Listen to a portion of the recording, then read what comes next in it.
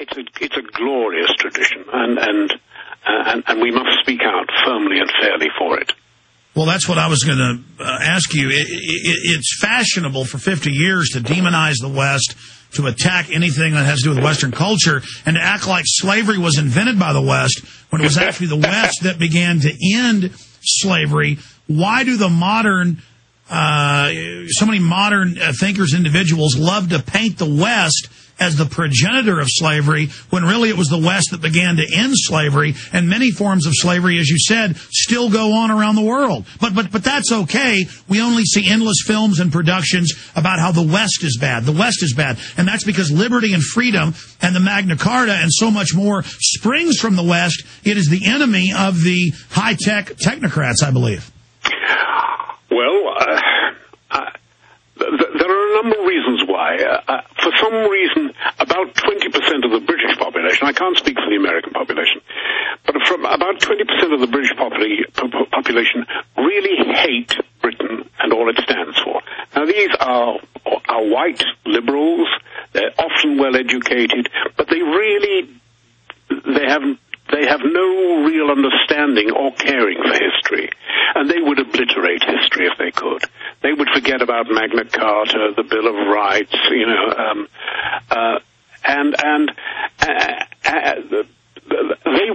they would say that they embrace a greater freedom. But in fact, when they're in government, what they do is subtract all the freedoms that they can possibly get their hands on from the society that they're in. I don't know what you do about those 20%. I think they're just, what do they say? The treason of the clerics.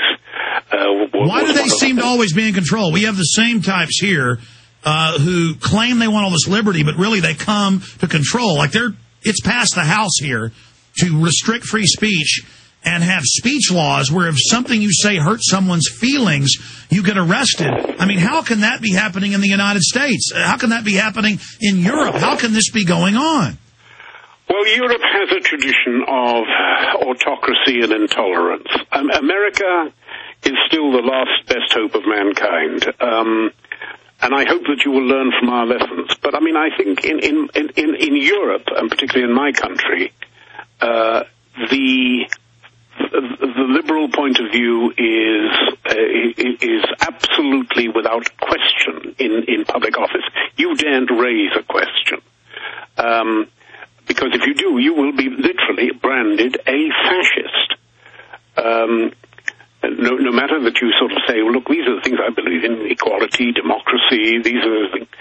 But that doesn't matter. And there are certain things that are bywords for liberalism. If you don't endorse them, then really you're a fascist. So what do we do? Get outside the comfort zone and stop caring if they brand us and point out they are the ones behaving like fascists with the new global carbon tax? I don't want to get you involved here in a heresy. I don't want to get you burned at the stake here. There it is. You're a fascist, you see, because you are, I detect from your tone that you are a global warming skeptic. I'm a denier. Or is it a climate change skeptic? Because I think the thing has moved on slightly from global warming now to climate change. Yes, well, it is true. Climate changes. That's one of the nature of being a sort of dynamic living planet. I mean, I don't suppose the climate's changing too much on Venus right at the moment, because the bit near the sun is melting. But anyway, that would be one of the real reason why the liberals. I'm only using that in the most pejorative way.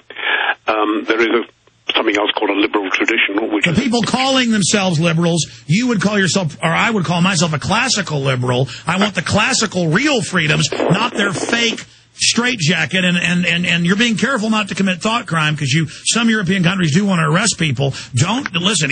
They're now teaching that summer is abnormal, and some kids don't think you're supposed to have seasons. Like you said, it's global warming, now it's climate change. But go ahead, sir.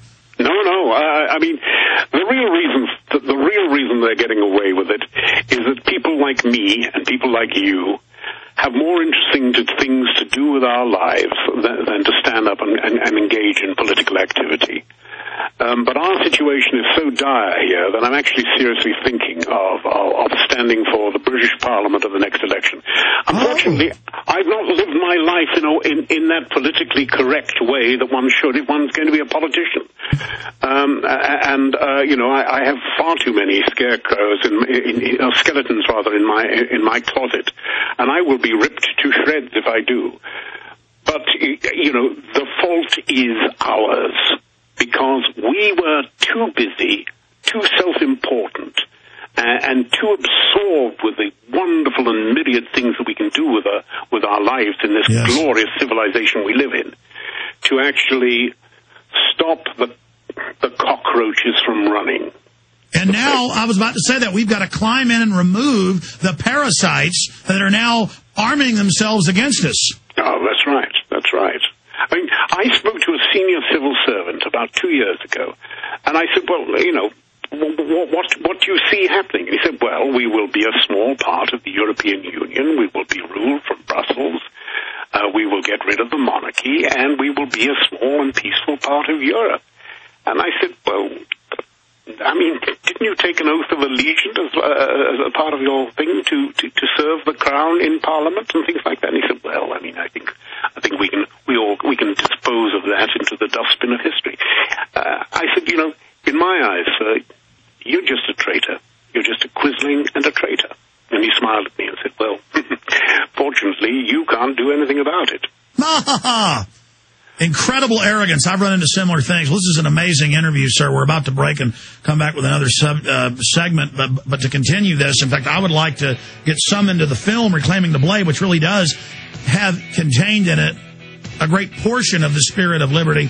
And we're just honored that you're spending time with us today here to fight for what's left of Western civilization, which is being pulled down and under assault because those very ideals threaten the parasites that now infest our society. But I think the sleeping giant that is those that love liberty is beginning to rise. Stay with us.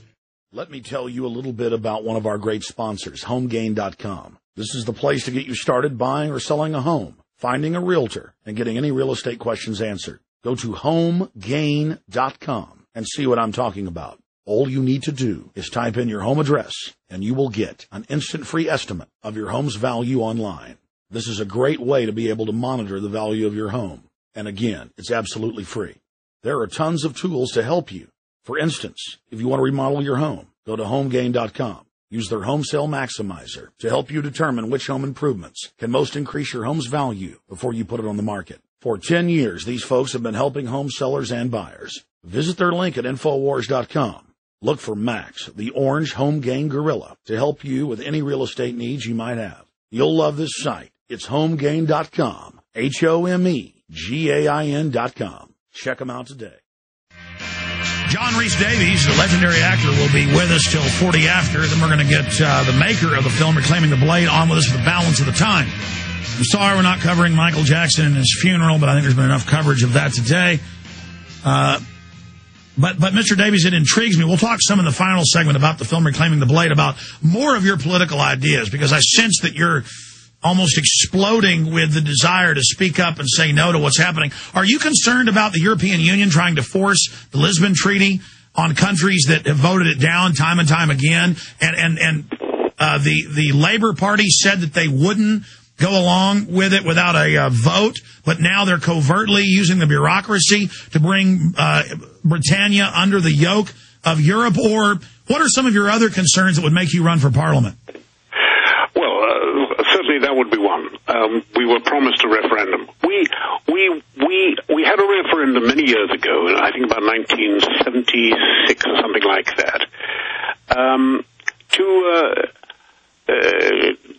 enter the EU, to enter the common market. And the common market is what most of us want. Frankly, it's what most Europeans want. But not many people other than the paid bureaucrats want a close political union. Cooperation between states is admirable and wonderful.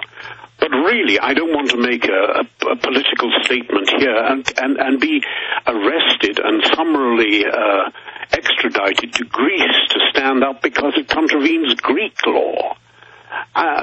we are trading our liberties at an alarming rate, and the only reason that this government is still in power is because Brown has been told by the EU, stay there until the Irish can have their third referendum, and this time we'll shake the pips and make it clear that they'll be bankrupt if they don't vote for an EU union.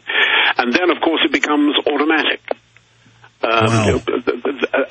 And theoretically irreversible. And Brown, of course, will end up getting a senior job in the EU. It is straightforward political corruption. It's corruption and treason at the highest level.